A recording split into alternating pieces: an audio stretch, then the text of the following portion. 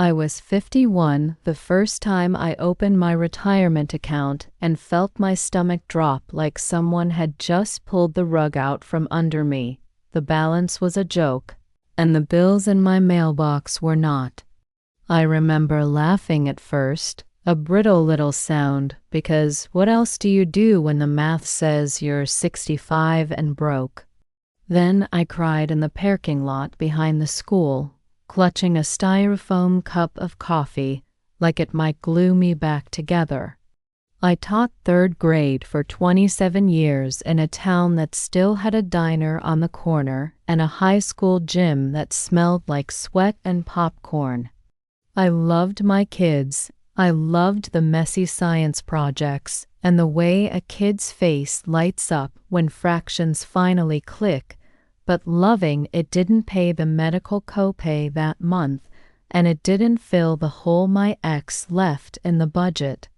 That's the part nobody tells you in teacher orientation. Passion doesn't pay late fees. You can hear this kind of story and nod like it's someone else's weather report, but when it was mine, I had two choices: curl up and become a cautionary tale, or actually do something. So I did the annoying grown-up thing. I started reading rules. I went to the IRS page and stared until the numbers lost their mystery. For 2025, the IRA contribution limit is $7,000, and because I was over 50, I could add a $1,000 catch-up, which makes $8,000 a year if I could swing it. I clicked around until my eyes crossed and then found the workplace retirement rules, the elective deferral limit for 401(k) and 403(b) plans in 2025 is $23,500, and people 50 or older can add a $7,500 catch-up. Those numbers, they looked like lifelines.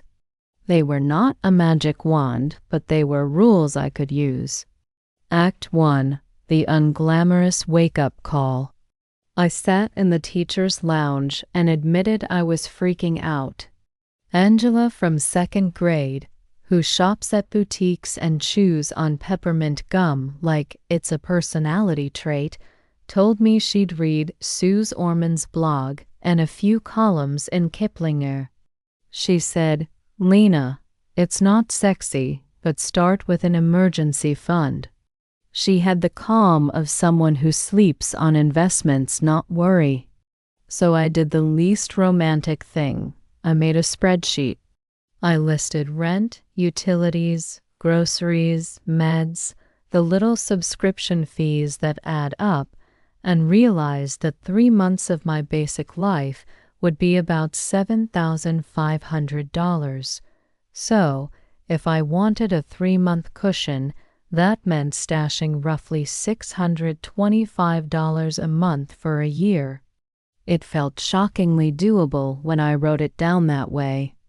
Suze Orman, bless her bluntness, calls that the financial oxygen mask, emergency money first. I started to apply the numbers to my messy, beautiful life. I opened a Roth.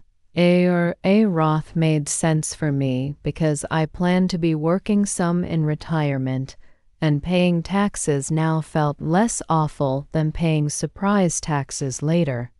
I set up automatic transfers for my IRA contribution and bumped my 403(b) deferral at school as far as I could without feeling like I was starving. I also talked to a financial counselor who reminded me to favor low-cost funds. That's where Vanguard's philosophy really helped. Keep costs low and let compound interest do the heavy lifting. Vanguard has been cutting expense ratios, and staying in low-fee index funds can make a surprising difference over decades. The road and the twist. In some ways, that's when my life stopped being a list and started being a story. I quit the job that fell through, sold the small house, and bought a beat-up bus that smelled of gym locker and old textbooks, because why not make your life into the one thing you can teach from?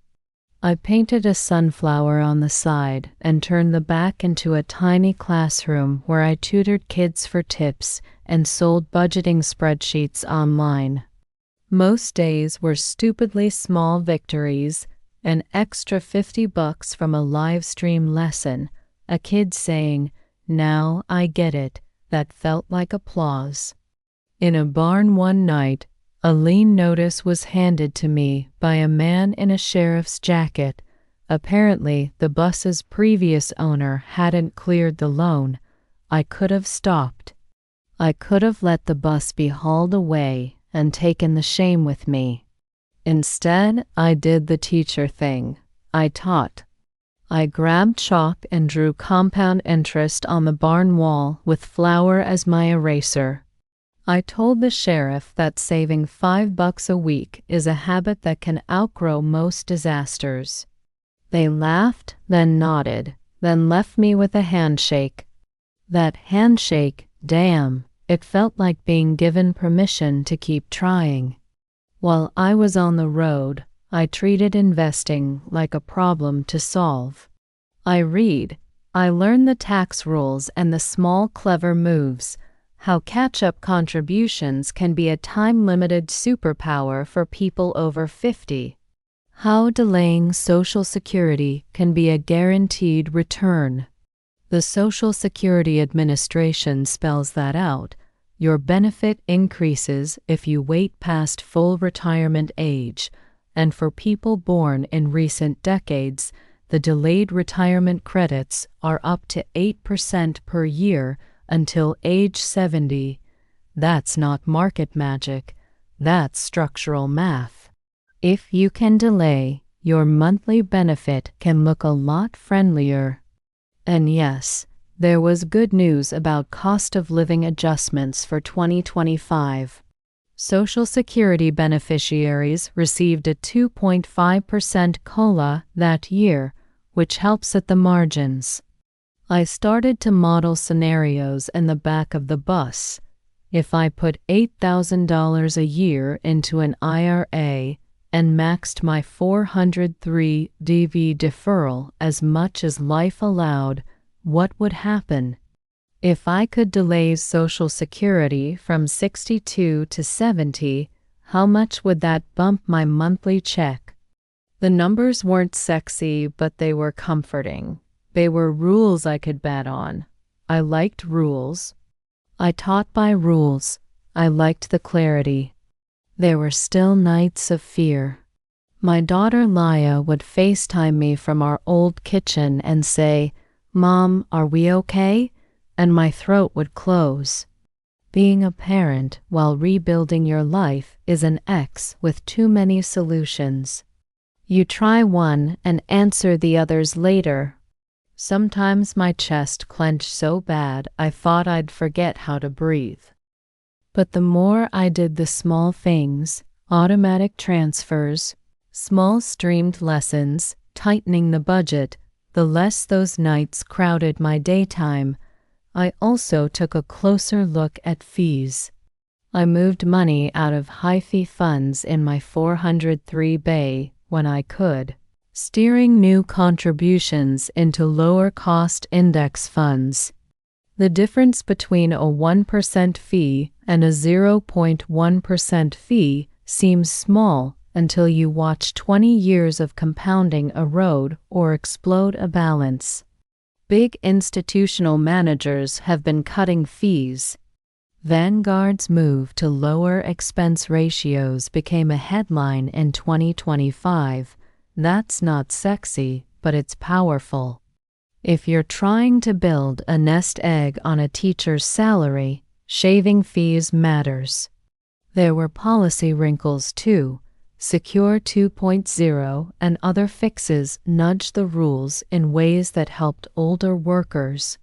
Some plans added special catch-up options for people in their early 60s, In some configurations that could mean higher catch-up windows than the standard 50-plus catch-up, but these depend on the employer plan. I didn't want to promise anyone fairy dust numbers, but I made phone calls, sent emails, and learned that yes, sometimes the rulebook makes you a little richer if you read it carefully. The choice and the payoff. The years of small moves added up in ways I could feel. I'd wake up and not immediately think about past due notices. I'd roll over in the back of the bus and smile at a bank alert that told me my automatic transfer succeeded. My retirement accounts were still modest, but the slope was upward and steady, not jagged and terrifying anymore. I made real choices.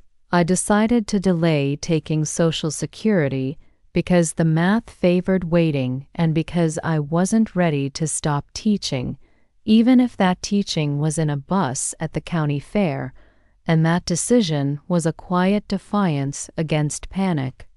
The SSAS delayed retirement credit is basically guaranteed growth on your future check. For many of us, it's the safest investment you'll ever find. There's a scene I keep replaying. I drove the bus to a little park where an older woman named Cheryl, whom I'd read about in a piece on retirees making late recoveries, was giving a talk about how she'd rebuilt her life after hitting zero in savings in her 50s. She told us, "I never thought I would be able to retire," and then explained the small steps she'd taken: second jobs, strict saving, some stubbornness, the kind I know well. Her story made me feel less alone and more possible. Journalists had followed her path and put it in papers like the Washington Post. That validation mattered more than I expected. Hearing someone who'd been where I was and come out with coffee in hand and a plane ticket to Puerto Rico felt like permission to keep walking. The high-stakes moment came when Leah called and said, "Mom, can you come home for the recital?" She'd saved her allowance and wanted me there. My chest wanted to leap, but my head kept the ledger open. Go home now and take a paycheck from a substitute job, or wait until I'd built a bit more runway, then come back with a plan that might last. I thought about Social Security and catch-ups and about the tiny index fund share I'd bought that first week, how that one share made me feel like I'd crossed a line from worry to action. There wasn't a right answer on the paper. There was only what felt like integrity. I bought the ticket for the recital. I packed the Sunflower bus and drove the last leg toward home. I watched Leah on stage with her chin up and thought about what I'd learned. Emergency cash first, then saving with a plan, favor low fees, use catch-ups if you can, and think about delaying Social Security if your health and work situation let you. Those are practical rules, not slogans. They work because they're boring and reliable. For me, the 3 to 6 month cushion was oxygen. The IRA catch-up was a small rocket fuel, and delaying Social Security was a patient, steady throttle. The numbers helped me sleep. The ending is not tidy. I am not perched on a house with a tiny American flag and perfect lawn, and I am not telling you this to be inspirational like a Hallmark card. I am telling it because there is a halfway house between panic and denial, and it's called planning. I still have nights where fear knocks on the bus door. I still check the balance and hold my breath. But the balance now answers back with a quiet, patient increase, like someone who's learning to keep a promise.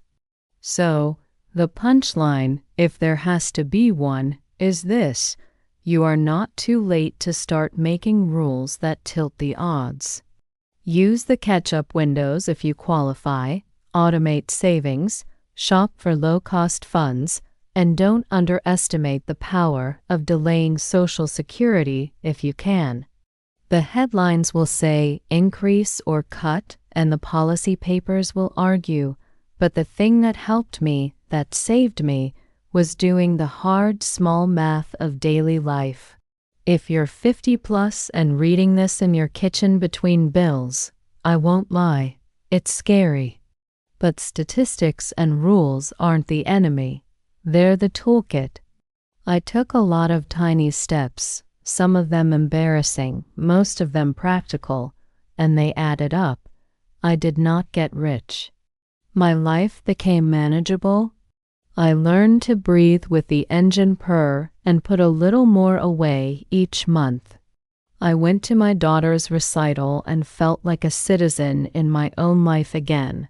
The road keeps going. I will keep driving it. Maybe I'll come back to the town I left. Maybe I'll keep teaching in barns and parks. Maybe I'll finally cash the ticket to Puerto Rico like Cheryl did. Or maybe I'll keep the Sunflower bus and circle the country giving free math lessons until the tires wear thin. Whatever comes, and that's the beautiful, terrifying part, I have a plan that doesn't depend on miracles, just on small, stubborn choices. If you're listening, maybe try one of the moves I made. Don't wait for perfect. You don't have to be fearless. You just have to move.